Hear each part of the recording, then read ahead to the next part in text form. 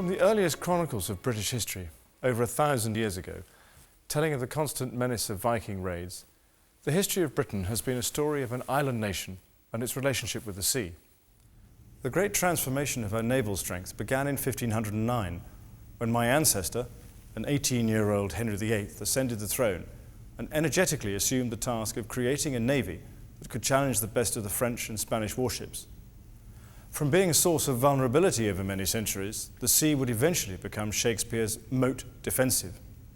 And the reign of Henry's daughter, the extraordinary Elizabeth I, would see the development of a faster, more lethal fleet that would eventually engage an enemy in a great sea battle that marked the moment at which England established itself as a potential world power.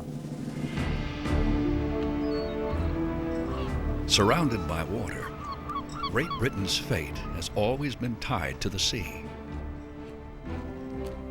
And because of her magnificent navy, this small island nation rose from European obscurity to rule the mightiest empire the world has ever seen, encompassing fully 1/4 of the Earth's surface.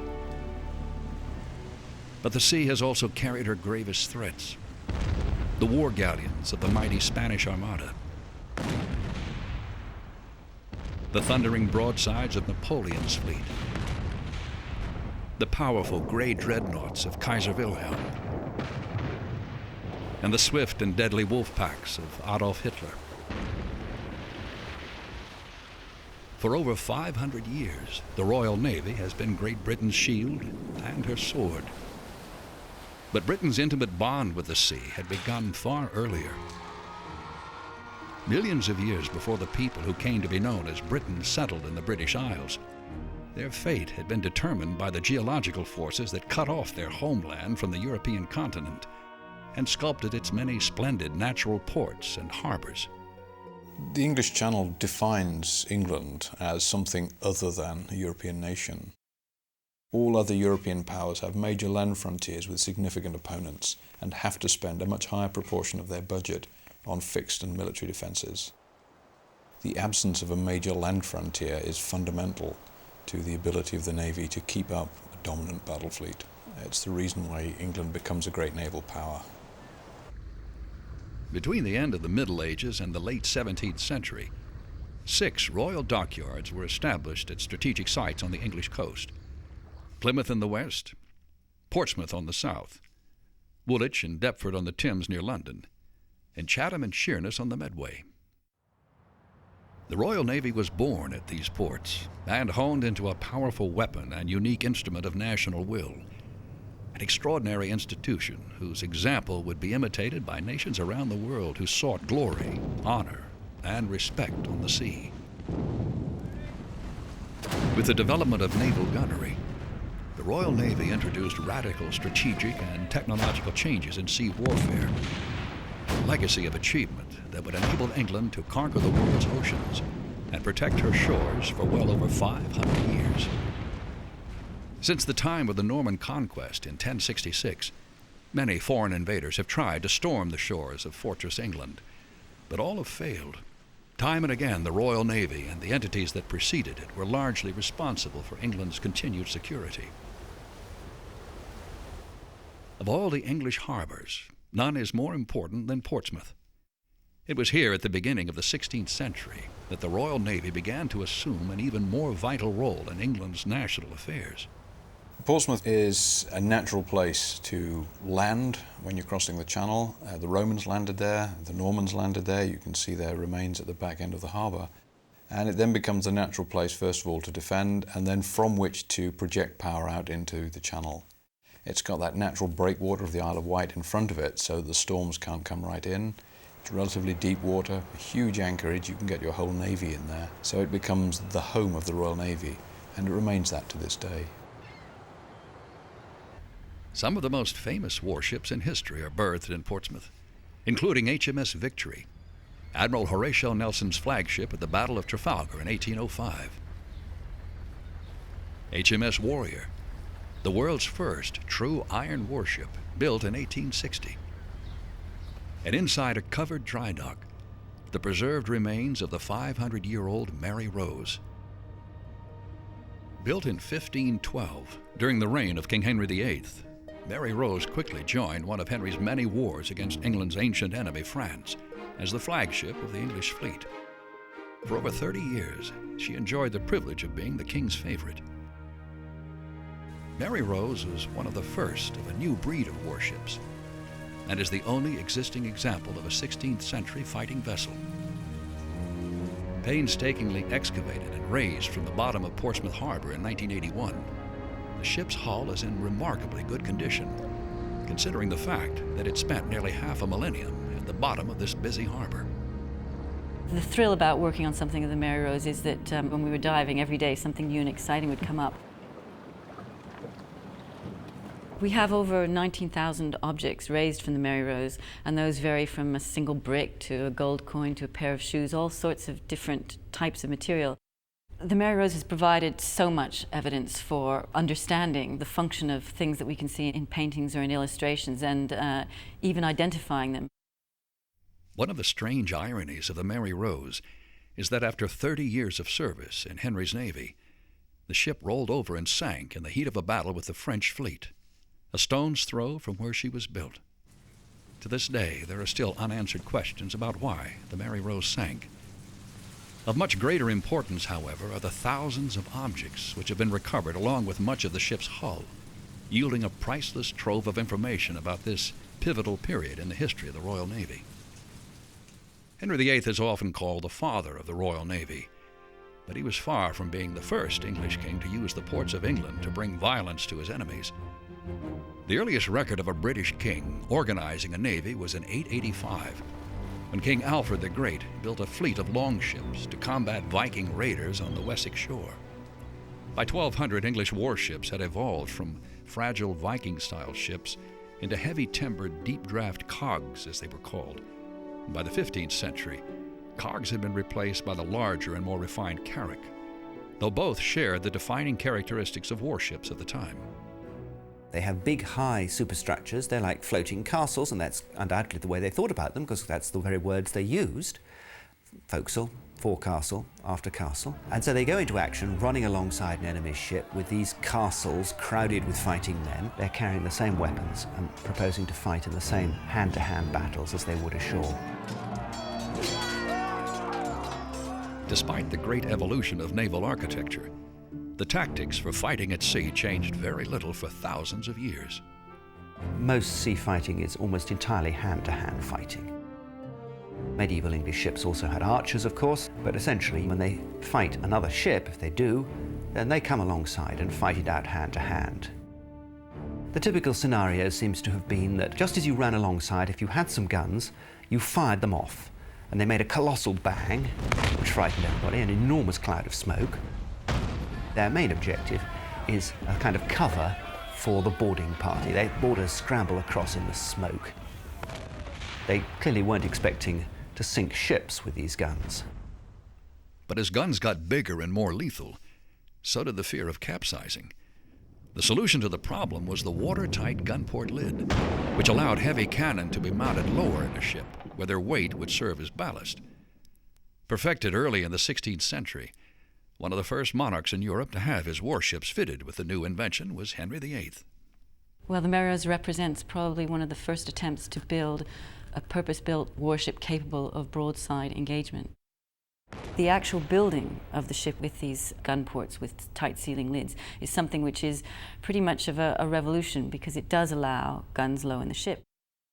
One of the great things about it is a huge number of guns on board, and when one looks at it, that 91 listed guns, 34 of those are big carriage-mounted guns, some of which weigh nearly 3 tons.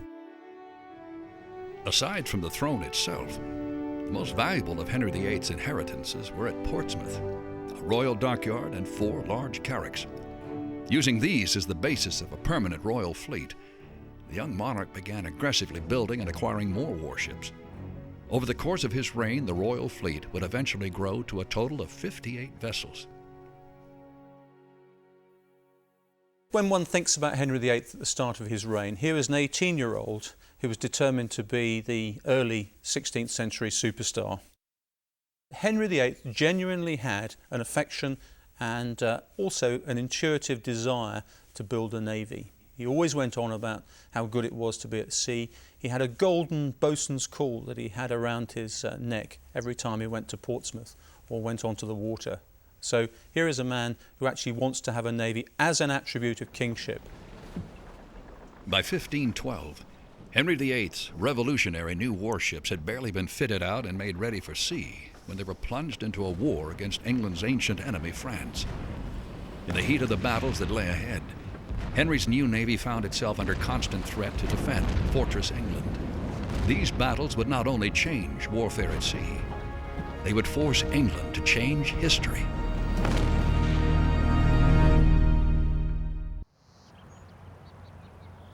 It was here in Greenwich, on the banks of the Thames, that the young King Henry VIII acquired his hunger for glory and combat with his Royal Navy. And it was here that many of the earliest seaborne invaders of England landed.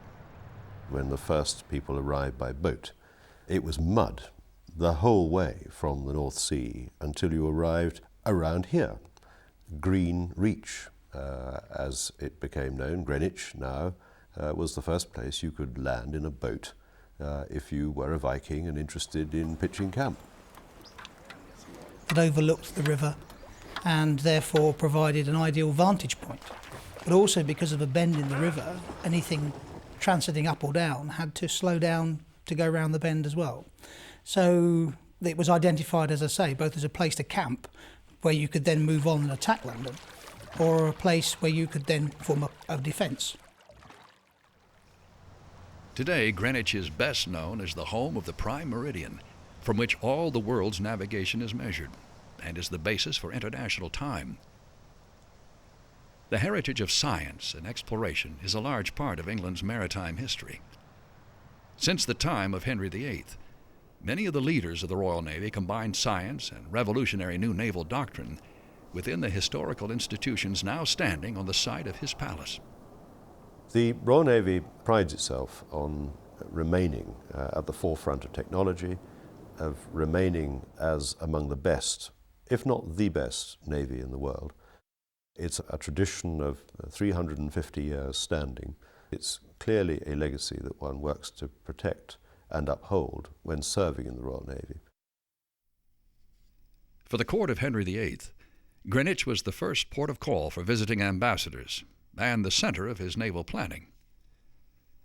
Within a year after Mary Rose joined the fleet as his flagship, the king had new royal dockyards established nearby at Deptford and Woolwich, so he could keep a close watch on the construction of new ships and the repair and refitting of others. Another advantage of being on the Thames was that ships constructed at these yards were only a short distance from the Tower of London, where all royal warships were fitted with guns. Yet even though Henry VIII's warships were among the most powerful in Europe, they still had vulnerabilities in combat. Part of the reason was that much of the French fleet was made up of galleys, low-cut, oar-powered vessels that were still used in great numbers by other naval powers, particularly in the sheltered waters of the Mediterranean. It was a type of ship the English had little experience with. The problem with galleys, they are very short range, they're not very seaworthy, and they're not very well suited to the stormy seas and tide races around the shores of the British Isles. But in a dead calm or shallow water, these oar-driven vessels could swarm around sailing ships like sharks, delivering swift and deadly attacks with heavy guns mounted in their bows. Quite early in the reign of Henry VIII and his first war with France, the War of 1512, the English fleet encountered a French squadron of galleys from the Mediterranean. It may have been the first time that most English seamen had ever met this dangerous new thing, and the French galleys actually sank one ship outright with their heavy guns and badly damaged another. This was the kind of thing which had never happened with guns before. Most people had been brought up to regard guns as just a noisier kind of crossbow. The idea that you could actually be sunk with these heavy guns was very alarming, and it may well be that which set off in the English minds an urgent search for ways of mounting these heavy guns in big ships. Henry attacked the problem from several directions. He added new classes of fast-oared vessels to his navy to form a wing of swift, highly maneuverable ships to serve as an anti-galley screen for the larger carracks like Mary Rose. Henry's other warships, including the Mary Rose, entered the dockyards to be refitted and rearmed with more powerful guns. A 16th century document known as the Anthony Roll depicts illustrations of Henry's ships, along with an inventory of the guns they mounted. The lists include all the guns that have been recovered from the wreckage of Mary Rose. One of the finest bronze guns we recovered is called a bastard, a demi-culverin bastard. It's got very, very fine lion heads lifting dolphins, and the entire muzzle of the gun is fluted and made almost to look like a Greek column. This period, obviously, decoration was still a very important part, and it was signifying wealth and money, as well as power and glory. But despite England's capability for producing high-powered cannon, Mary Rose still mounted a great number of smaller weapons. What we do see with the Mary Rose are very specialized guns, if you like, unlike later ships where you perhaps have a huge number of guns that are identical in caliber and also in their ballistic performance. Within the Mary Rose you have a hodgepodge of different types of guns. This is an anti-personnel weapon, probably for fairly close quarter engagement, and when we radiographed one of the 4 originals, it was found loaded with iron dice, so it would have been a pretty nasty anti-personnel device. So the only ones identified in the world as far as we know, and the first attempt at mass production of cast iron artillery. As Henry VIII's reign edged toward mid-century, relations with the Catholic superpowers of Europe steadily deteriorated. Due to his divorce from his Catholic first queen, Catherine of Aragon, his subsequent break with the Roman Church, and his creation of the Church of England. Between the 1513 war against the French and the 1545 war, of course, fundamental changes had occurred in England. We'd had the Reformation, we'd had the transfer of nearly a third of national wealth in the form of the monasteries and church lands into Henry's own hands. He was also aware that, having been excommunicated by the Pope, the 2 leading military superpowers of Europe, France and the Spanish Empire, would want to come at some stage and sort him out. By mid-July 1545, France had assembled a huge fleet of 235 warships to mount an invasion of England. Portsmouth Harbor, a primary anchorage of the Royal Navy, was the only logical target for the invasion. After several attempted preemptive strikes against the French fleet met with failure, the Royal fleet of 64 ships assembled in Portsmouth to wait for the inevitable battle. July 18th, 1545. The French fleet anchors in St. Helens Roads on the northeast corner of the Isle of Wight. At dawn the next day, the French galleys begin rowing into the channel toward Portsmouth Harbor. The air is still. The English ships, with no wind in their sails, are unable to move into firing position. It is every English sailor's worst nightmare.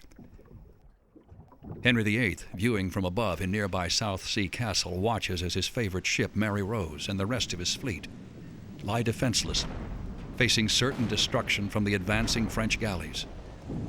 As the shots begin falling all around them, there's nothing the English can do but pray for the wind to blow.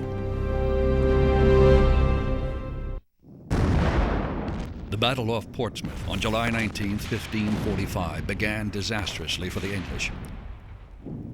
For over an hour, the guns of the French galleys inched toward the becalmed English carracks. Then, the wind suddenly began to rise. The English ships sailed out of the anchorage, firing their cannon. Mary Rose, following behind the Great Harry, fired off her starboard broadside. She began turning to fire the guns on her port side. And then the unthinkable happened. The Mary Rose, Henry VIII's pride and joy and technological wonder, heeled over and sank with nearly 600 crewmen. The tragic loss occurred in full view of the king and his company, the Rose now resting on the muddy bottom just beyond today's Spitsand Fort. It seems quite probable that the Mary Rose went down because she was trying to tack to fire the guns on the other side. The gun ports were certainly very near the water. It would have needed smart, well-organised ship's company to shut the gun ports on one side, tack the ship, open the gun ports on the other side. She was crowded with soldiers because they were still expecting a hand-to-hand battle, and it looks as though there was something like chaos on board. Despite the loss of Mary Rose, The heavy cannonades of the surviving English ships turned the tide of battle, battering the more lightly armed French galleys into retreat. Attempts to raise the Mary Rose were launched within days of the battle. They were unsuccessful, however, and the wreck settled in the mud and remained there until a location was rediscovered in the 1970s. Henry VIII died in 1547, just 6 months after making peace with France. In the English dynastic disputes that followed, Henry's navy was neglected and starved of funds. By the time his youngest daughter Elizabeth was crowned queen in 1558, the fleet had seriously shrunk in size compared to Henry's reign. But the new queen was especially involved in both military and business dealings with the private ship owners and sea captains of Plymouth. Though still relying on their ships to defend England, she also gave them permission to engage in an activity known as privateering, which was really a form of legalized piracy. In the mid-16th century, the English learnt a style of private war directed mainly against the Spanish and Portuguese empires, which combined what we would call piracy with a certain amount of illegal trade in waters which the Spaniards regarded as a monopoly foreigners were excluded from. And typical of the age, of course, are this narrow, interrelated group of gentry and younger sons of gentry who operate out of Plymouth and Devon and the West Country, who make a formidable international trade of preying on Spain's mercantile commerce to the Americas. These are the guys who are conversely pirates, traders, slave traders, whatever. They are entrepreneurs on the threshold of the modern world who are taking every economic opportunity they can. King Philip II of Spain ruled over a vast empire of burgeoning wealth and power, sharing with Portugal a commanding lead in navigation, exploration, and plunder of the New World. To the merchant adventurers of Plymouth, selling slaves to eager buyers in Spanish colonial outposts in the Americas was akin to looting the treasure convoy sailing back to Spain. Just another opportunity to acquire riches at the expense of a hostile and, in their eyes, arrogant Spanish empire. Slaves were looked upon as commodities, and again, in the atmosphere of the time, this was seen to be acceptable. But slaves are very much a very strong economic part of the development of our country at that time, with great places like Liverpool and Bristol developing through the slave trade. A blot on our past, I think, but something again which was very much prevalent in that period of history. John Hawkins was one of the most successful privateers in Plymouth. The most prominent of them all were the Hawkins family of Plymouth. They are engaged in a number of English enterprises in which they were more or less the first English ship owners, shipmasters, to try pushing into really long-distance trades and also, more or less as an automatic consequence, to push into the monopolies claimed by Spain and Portugal. To King Philip II, Hawkins was trouble enough. But increasingly, it was Hawkins' young cousin and protege, Francis Drake, who acquired the more fearsome reputation. Because of his uncanny gifts of navigation, the fierce loyalty of his crews, and his astonishing success as a privateer, Drake was known to Spanish sailors as El Draco, the Dragon, and imbued him with almost supernatural powers. He was a great seaman, arrogant, great sort of charisma, overpowering in many ways, and my goodness, wasn't he tough. He was tough on people who stood against him. The profits reaped by sea captains like Drake and Hawkins on their privateering ventures made them wealthy. These profits were also distributed among the crews, their investors, and the crown. Often, one of the investors was Queen Elizabeth herself. They're going out there to make a profit. And it's very interesting to see the Queen herself then coming in on this trade and investing in people like Drake and Hawkins and saying, yes, I want a piece of this action and I will finance you in this. Privateering was by now an established form of revenue for the Crown. It was also a form of undeclared war. It was for both these reasons that Elizabeth sanctioned a venture by Drake in late 1577. He was planning to raid the Spanish ports and Spanish shipping on the west coast of South America, and then to proceed on into the Pacific Northwest. It's surprisingly difficult to be sure to what extent people like Sir Francis Drake were acting explicitly under orders from the Queen, or with a discreet wink and a nod, or were stretching their discreet wink and a nod in ways which had not been intended. It's in the nature of 16th century warfare, and obviously a complete lack of communications with people once they're at sea. You have to leave them a lot of room to play with, and people like Drake were apt to do a lot of playing when they had a lot of room to play with. The Queen would have to cope with the consequences, but that was in the nature of the world. In the days before radio, you couldn't help it. Setting sail from Plymouth in his swift and nimble flagship, the Pelican, Drake made his way across the South Atlantic and rounded Cape Horn at the tip of South America. The Pelican was very similar to a new generation of smaller, faster galleons that had come to be known as race-built galleons. They were in part influenced by Drake and Hawkins' battle experience against the larger Spanish galleons during their raiding ventures. They found that the best way to counter the towering Spaniards was by using speed and maneuverability to stay away from the enemy, where they could safely pound them with their longer-range cannon called culverins. One of the key figures in designing this new breed of warships was Matthew Baker. As master shipwright during much of Queen Elizabeth's reign, Baker was instrumental in establishing the specifications for the race-built galleons. Some of Baker's pioneering plans survive in a book residing in the Pepys Library at Cambridge University. The Matthew Baker book is of enormous significance because it is the first record that we have in the whole of Europe of designing from plans. Unlike earlier shipwrights, who designed by experience, instinct, and by building scale models of their ships, which guided workmen during their construction, Baker used designs drawn out on paper, many of which were inspired by the forms of swift-moving fish. Drake's ship possessed many of the attributes of these new vessels, and as he sailed into the Pacific, anticipating success, he renamed his ship the Golden Hinde. Just a few days later, off the coast of Peru, he spotted the Spanish treasure galleon, Senora de la Concepcion. Despite her heavy armament, Drake attacked in the much smaller Golden Hinde, overwhelming the Spanish crew with the sheer surprise and fury of the assault.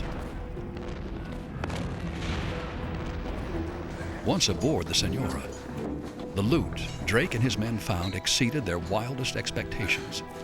Jewels, uncut stones, nearly 80 pounds of gold, and an incredible 26 tons of silver.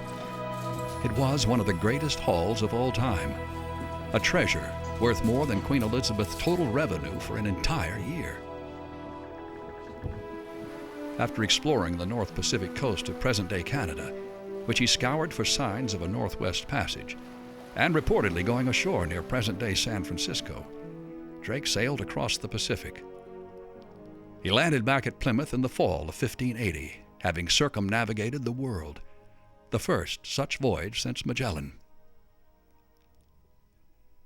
Besides being enraged at the egregious plundering of his ships and settlements, Spain's King Philip II was stunned that the historic voyage had been made by a mere Englishman. Drake, of course, is only the second person to take a ship all the way around the world. It's as though, the United States puts the first man on the moon, and then 10 years later, the second man in the moon is put there by Luxembourg or something. It was an extraordinary upset. Queen Elizabeth knighted Drake for his extraordinary achievement and reveled in her fantastic share of the Spanish booty. Now an extremely wealthy man, Drake eventually made the magnificent Buckland Abbey his home. But King Philip was not about to let Drake's insults go unavenged. He soon began planning a campaign that the Spaniards called the English Enterprise. During its course, the towering galleons of His Most Catholic Majesty would clash with Elizabeth's race-built galleons in one of the most famous battles in history. The outcome would decide the fate of the English nation.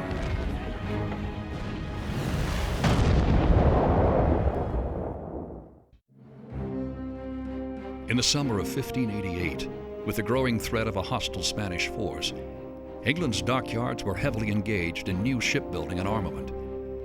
Chatham was at the center of these preparations. Its chief attraction in earlier times was the good clay soil along the River Medway. where temporary dry docks were dug out of the mud banks for building and repairing ships. Like the other royal dockyards, Chatham had grown into a virtual city of craftsmen and laborers. Now, in this fateful summer, all of England was alive with activity. The militias were armed, the whole country bracing for invasion. Everybody in England believed that this was finally the time when Catholic Europe was going to take its revenge on the Protestant island. And there's no doubt that here was a nation embattled, and here was a nation that would stand on its principles, it would stand on its fighting power, and it would stand on what was by now its Protestant heritage. To punish England, Philip assembled an armada of 200 ships at Cadiz and a huge land army in Flanders, which the armada would embark across the Channel to invade England. In April of the previous year, Sir Francis Drake led a bold preemptive strike on the Spanish anchorage at Cadiz. The surprise attack was a huge success. All the important Spanish ships in Cadiz were either destroyed or crippled and plundered, giving the English a few more critical months to prepare their defenses. By July 18, 1588, the English battle fleet was assembled at Plymouth, with the western squadrons under Drake being joined by the squadrons from Chatham, commanded by England's Lord Admiral, Lord Howard of Effingham. On the night of July 19th, all the coastal warning beacons were lit. The Armada had been sighted off the Scillies in the southwest of Plymouth. There arose a legend that Sir Francis was so unconcerned about the Spaniards' approach that he calmly continued with his game of bowls in the greens of the Plymouth Hoe. If the story about Drake is true, I think you would have to see it as a kind of public relations gesture, which in fact was something Drake was good at. That's it, go on lads, keep it steady. He was almost certainly much too busy at this point, desperately collecting his men and his stores and his ships and so on, for them to sail in 2 or 3 hours, to have had time to be playing bowls. The Armada had gotten off to a rocky start, battered by Atlantic gales as it approached England. From the very beginning, it seemed as though the winds and sea currents around England conspired to protect her.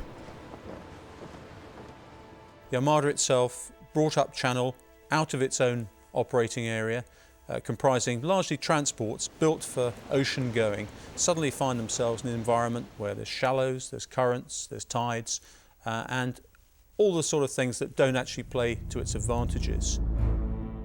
As the Spaniards entered the English Channel, sailing in a rigid crescent formation, the English fleet assembling at Plymouth was just visible in the distance. It would have seemed an ideal moment for the Spanish to attack. But the Armada's commander, the Duke of Medina Sidonia, was under strict orders to sail on to Calais. Off Calais, the Armada was to rendezvous with the Duke of Parma, the commander of the Spanish army in the Netherlands. So the Armada sailed past Plymouth. The English ships pursued. From the moment the drummer on Drake's flagship, the Revenge, beat the battle drum and her gunners opened fire in the first engagement, the differences between the two fleets were clear. The English raceboat galleons were much more like privateers. They were informal. The degree of royal management was extremely small, and they profited by this. The fighting core of each fleet was its galleons. The Spanish galleons were tall and lumbering, crowded with soldiers for fighting across decks. But they were unable to close quarters with the faster English race-built galleons. You're confronted basically by fast-moving, manoeuvrable, heavily gunned English warships. They were nimble, they were fast. If they got into trouble with some of the big Spanish ships, they moved quickly away. They'd come back in again. And these big lumbering transports and Atlantic ships were not able to cope in the Channel with these very manoeuvrable English ships. Using their long-range culverins, mounted in strong naval carriages, the English gunners were better trained and better equipped than the Spaniards. You'll find that the Spanish and Portuguese ships had a rate of fire that was at least 2/3 less than its opponents. The weight of shot similarly. There were skirmishes on the first day off Plymouth. The third day along the Devon coast, Portland Bill, the Isle of Wight, and on toward Calais. But few casualties were inflicted in the long-range cannonade, and the Armada sailed on, never breaking its disciplined formation. After a day-long battle off Calais, the fleets retired for the night. The English to take on provisions from supply ships from Chatham, and the Spanish to wait for Parma's army to arrive. The English, in many respects, were badly worried, and of course, the main Spanish army, by far the most powerful army in the world, under the Duke of Parma, was sitting there in Flanders. What the English feared, and the Spaniards hoped, was that the Armada would now take the Duke of Parma's army across to land in England. That very day, July 27th, 1588, Queen Elizabeth rode to Tilbury on the English coast to inspect her troops and rouse her people for the invasion she felt was surely imminent. To the anxious assembly there, she said, "I know I have the body of a weak and feeble woman, but I have the heart and stomach of a king, and of a king of England too, and think foul scorn that Parma or Spain or any prince of Europe should dare to invade the borders of my realm." But no matter how inspiring, it would take more than words to stop the mighty Armada. Indeed, if it succeeded, the English Navy, and with it, the English nation, might very well cease to exist. On the fateful night of July 27, 1588, the commander of the Spanish Armada waited anxiously off Calais. What he didn't know was that the Duke of Parma had given up on Philip's plan of invading England for fear of attack from Dutch Protestant rebels. In the pre-dawn darkness of the following day, all these problems became moot, with the appearance of a group of ships which had been purposely set afire and to drift into the anchored Spanish warships. The fireship attack was Drake's idea. His strategy was to strike the Spaniards so quickly that they would be unable to form any coherent units.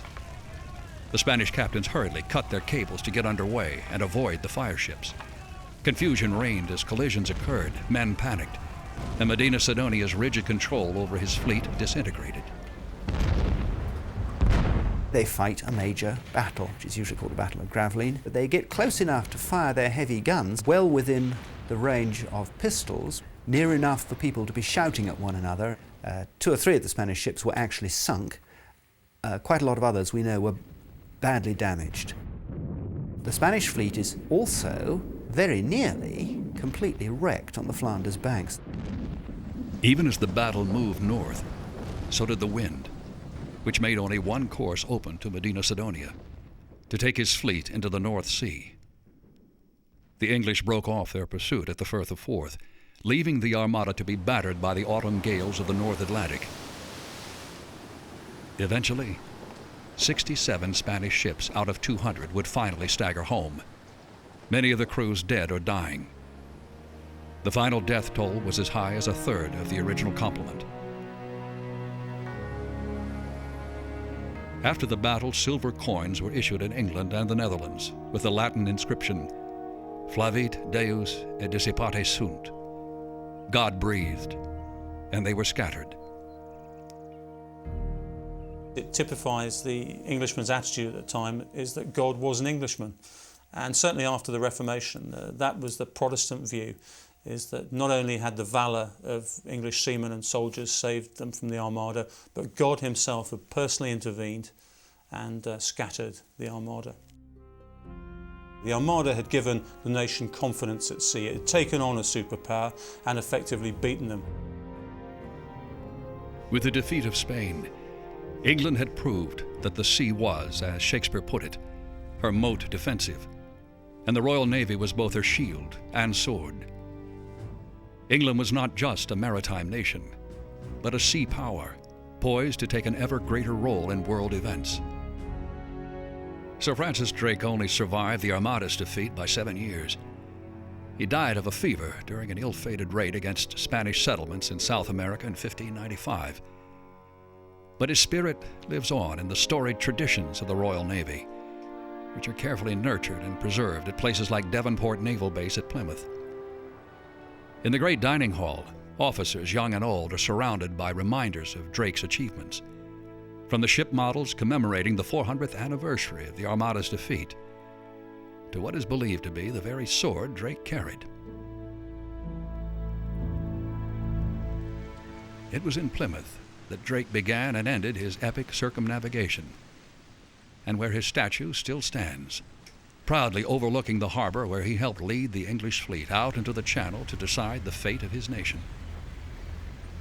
Building on the spirit of those giants of the 16th century like Sir Francis Drake, the Royal Navy evolved into a mighty force that would propel England to the pinnacle of empire in the centuries ahead. This was the great sort of Elizabethan period, the 16th century, which really saw not only the establishment of the Royal Navy as a proper force, but also the beginnings of empire for the British. Of course, that period spawned this wonderful group of people: Drake, Hawkins, Raleigh, Grenville. And of course, the Spaniards for many years after his death described, Drake as the worst pirate of all time. But he was a man of his time, great entrepreneur, great businessman, great leader, and what a tough man to achieve the things he did. But a wonderful group of people. I don't know if they go down too well today, but they were really men of their time. It was Drake whose fighting spirit could not have allowed the Armada to rest at anchor at Calais, and was instrumental not only in Spain's defeat and humiliation, but in England's growing confidence at sea and abroad.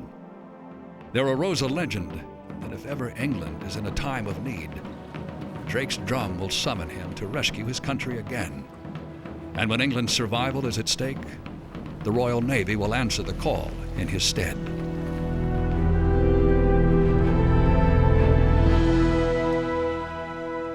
Queen Elizabeth I built up a navy her father would have loved to have commanded. But in future, heavy armament will assume a more prominent role in fighting at sea. Fleet commanders will need bigger, stronger ships to support a greater number of heavy cannon. And the Royal Navy's answer to the problem would be to write down a fighting doctrine and issue it to all its admirals. That doctrine would result in the great ships of the line.